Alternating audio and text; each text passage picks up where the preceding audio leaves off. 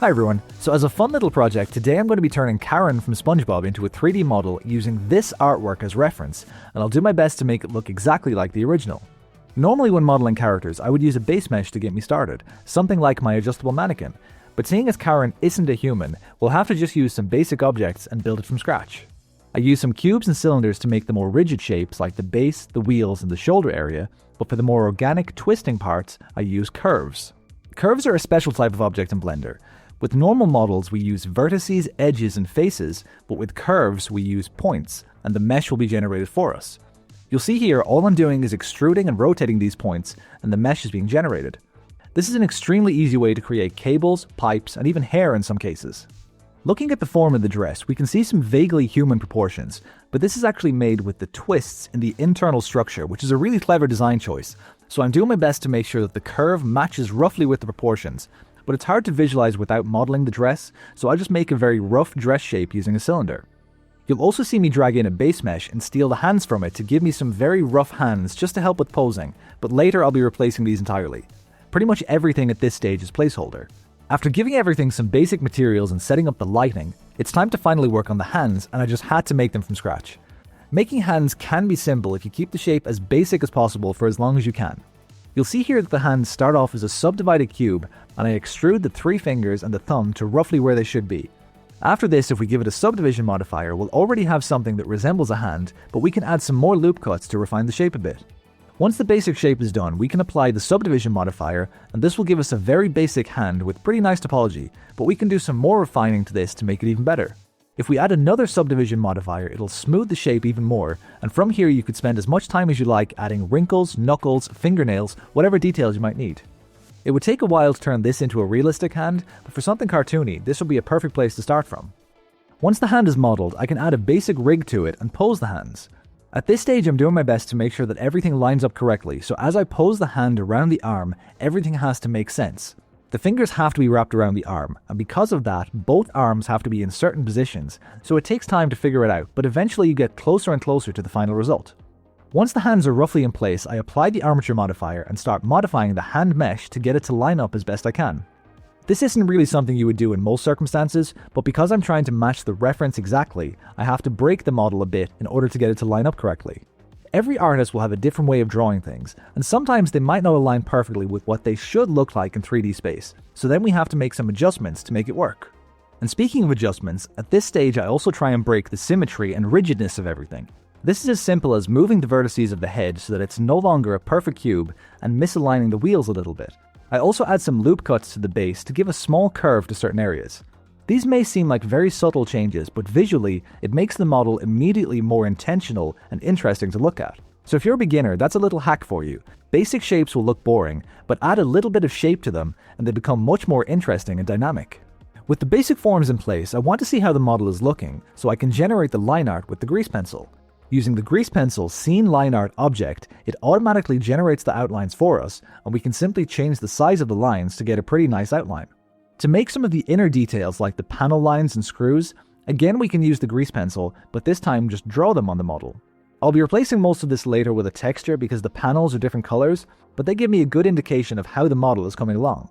This is a very basic way of getting line art in your models, and if you want to know more ways, I have a full video explaining 7 different ways of making line art, so click the link in the top right or check the description. Now that we have the line art, I think it's about time to work in the material, so let's make a basic toon shader. The original artwork actually doesn't have any shadows, so I could just use the background shader and choose the color, but I want to add a small bit of shadow to separate some areas, like the inside of the dress. So to make a basic toon shader, let's delete the principal shader and add a diffuse shader, a shader to RGB node, and then add a color ramp node. All this does is turn our shader into a black and white ramp that we can control. If we move either of these points, you'll see how the shader changes, but this is still being driven by the diffuse shader, so as we move our light source, the shader will update accordingly. If we change the blending type of the color ramp to constant, this will give us a sharp line instead of a gradient. Now we can actually just change the colors of the color ramp to the colors of our object, so change the black to a shadow color and the white to your main color.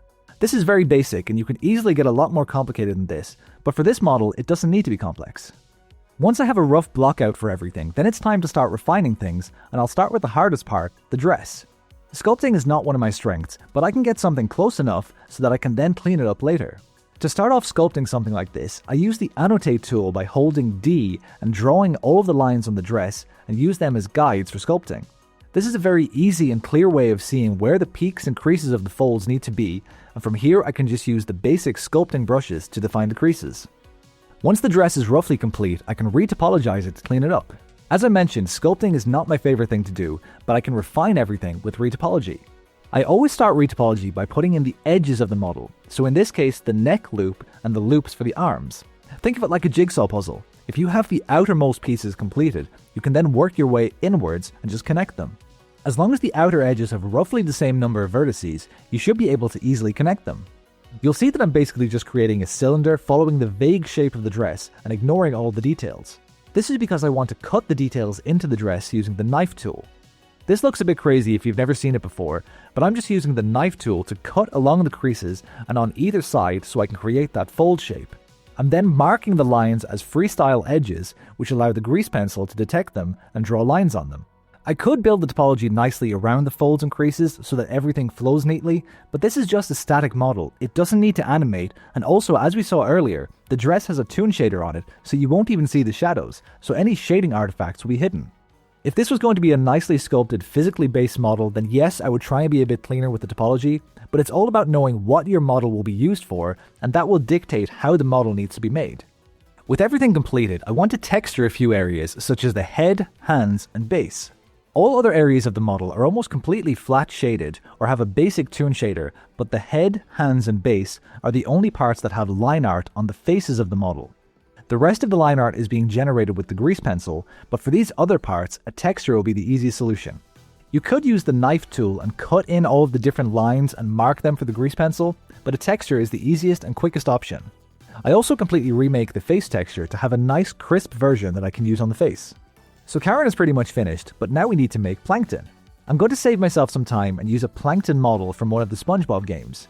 If you were using this piece for a portfolio or for commercial use, you would not do this, but this is purely for fun, so I'm saving myself a bit of work.